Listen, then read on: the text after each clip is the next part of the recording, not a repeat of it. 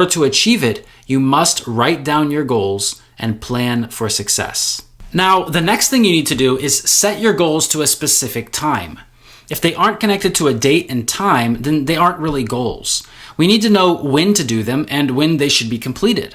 So what I want you to do right now is open your calendar on your phone or on your computer.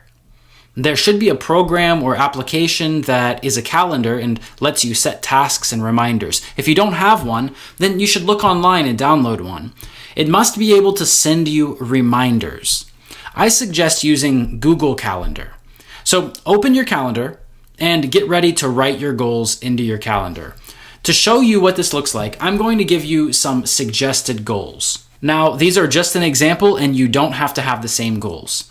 I just think that these are really good goals, but you can do more or less and you can decide for yourself. So now we have our calendar wide open and we have goals written on the piece of paper in front of us. Next to the word words, I'm going to write 2,000. This is my goal for the next 12 months. Remember, you might have different goals and that's fine. That's okay. You should set your own goals, and my goals that I'm showing you now are just an example. So I wrote 2,000. That's 2,000 words that I want to learn in the next 12 months. I chose the number 2,000 because it's realistic and it also will give you a great result. If you know 2,000 words, then you'll be able to understand a lot of what people say to you and what people say around you, and you'll be able to speak more and communicate better. Now, a lot of people hear the number 2,000 and they think that that's a really big number. They think it's a lot of words and it's a little shocking because they think that they could never learn that many words. And I agree, the number 2,000 is big and scary. That's why we want to break that number down into smaller units. Let me show you what I mean. If we learn 2,000 new words in 1 year, that means we learn 167 new words per month and 39 new words per week and only 6 new words per day. When you think of learning 6 words every day, it seems easy. But when you think of learning 2,000 words every year, it seems difficult. So let's stop thinking about 2,000 words and start thinking about 6 words. But the next question we should ask is, which words should I learn? And the answer is, the most important words. It's easy to find which words are the most important to learn. Just go online and search for top 100 words in English, or top 200 words in English, or top 1,000 words in English, and you'll find a list of very important words. Then you can separate those words into groups of 6 or 39 or 167, and you can start learning them. You should put your list of words for the day or week or month in your kitchen so you can look at them when you're eating. You should put them in your car so you can think about them when you're driving. Put them everywhere so you always have a reason to think about them and review them. Next, I'm going to write the number 52 next to the word rules. That means you study 4 grammar lessons and grammar rules every month and only 1 every week. So if you're already spending time learning new words every day, then you choose 1 day a week to spend a little more time learning grammar too. You'll need to read the grammar rule, understand it, do exercises to review it, and practice it. To practice it, all you'll need to do is search online for the name of the grammar topic, for example, present perfect, and then write the word activities or exercises. This will give you lots of websites that will check your answers automatically, so you'll know if you're right or wrong and if you really understand it or not. The next question is, how many times should you have speaking practice? And the best answer here is every day. The more practice you have, the better. You can never have too much practice, but I understand that you might not be able to practice speaking every day. So I'm going to write the number 52 next to the word speaking. That means you need to have speaking practice just 1 time a week. Remember that I recommend having speaking practice every day for an hour, but for our example here, I'm writing 52. And you need to understand that speaking practice does not have to be with a native speaker. It could be with a friend or a colleague or a family member too.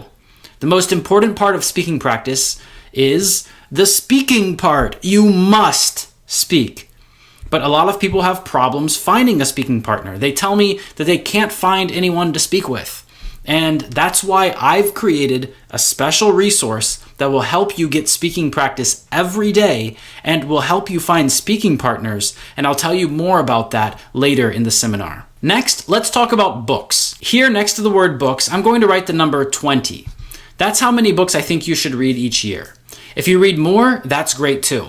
They don't have to be long novels and they don't have to be originals. You can read children's books just to get started reading in English, or magazines, or something else that interests you. The main idea is that you need to read something from beginning to end, and you need to actively read. Now, what does that mean? Well, active reading means that you don't just read the words in the book and then forget about them. No, no, no.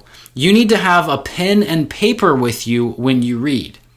When you find a word or phrase that you don't know or don't understand, you need to write it down and look it up in the dictionary or translator and learn what it means in that context. When you're choosing a book to read, it's important to choose simple books or simple literature.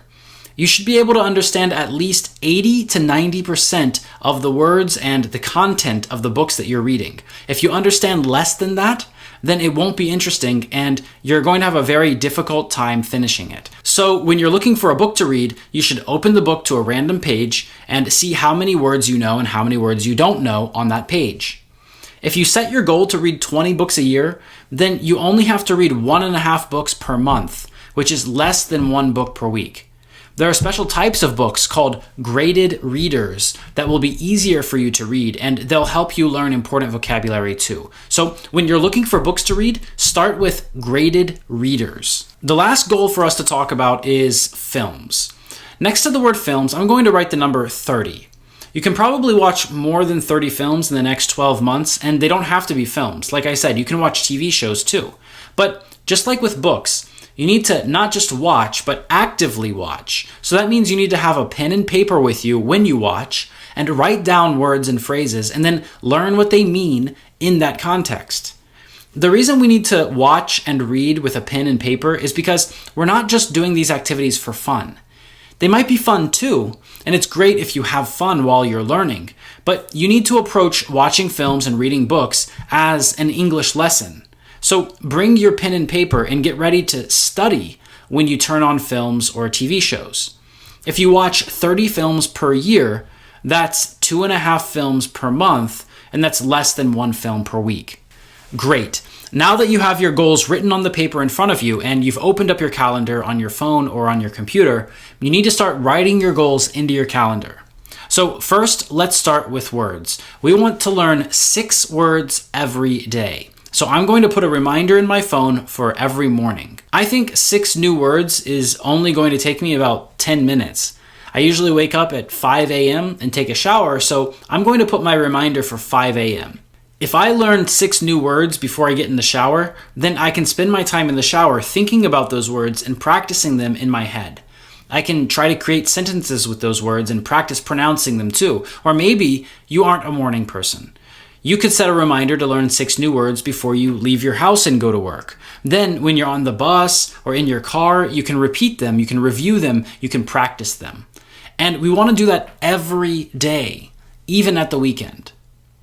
Next is grammar. I'm going to choose 1 day a week to learn a new grammar rule and practice it. I think learning a new grammar rule is going to take me about 30 minutes. I like to get difficult tasks done early in the week, so I'm going to put this one on Monday and set a reminder for every Monday for the next year. I'm usually really busy on weekdays, so the only time I really have is in the evening after work, and that's when I'll study grammar. After that, I need to plan my speaking practice. This one's difficult because it depends on other people. I need to have a speaking partner and I need to plan the days and times with them. Or you could do it a much easier way and join a regular speaking club or international speaking practice group. I'll tell you more about that a little later. Like I said, it's best to practice speaking every day because that will take the words and knowledge that you learn in your own time and make them active. If you don't activate your knowledge, then you'll forget it really fast. So for now, we can't put a date or time in our calendar, and instead we're going to put a big task in the calendar for today after the seminar is finished and write, find speaking partners for daily speaking practice. Great. Next, we need to add reminders about books and films. In my opinion, the evening is the best time to read books. It's a better way to relax than just surfing the internet and looking at funny pictures of cats.